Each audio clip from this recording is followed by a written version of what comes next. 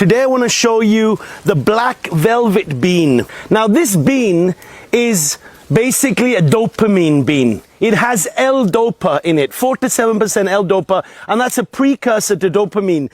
This bean is good for Parkinson's disease. It's good for reverse diabetes. It's really good for, it's an aphrodisiac. It's a mood enhancer. It's very, very special in Ayurveda, and it's seen as a medicine. But if we look at the ancient proverb, food is medicine, we start to understand now these ripe beans, when they're black and shiny like this, are roasted.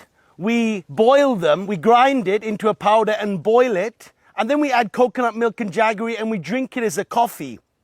Or we take these immature beans and we boil them and we remove the pink skin and they taste like peanuts and we have them in a curry. So there is a beautiful usage of this bean. It's important not to have too much, but the reality and the thing that I want to show to you is this plant that grows everywhere, that fixes nitrogen, that is a good fodder for cows, that is a suppressant for weeds and returns organic matter, can be used in a non-tillage technique to grow rice. This plant is a gift of Mother Nature, and to value it, you should also eat it.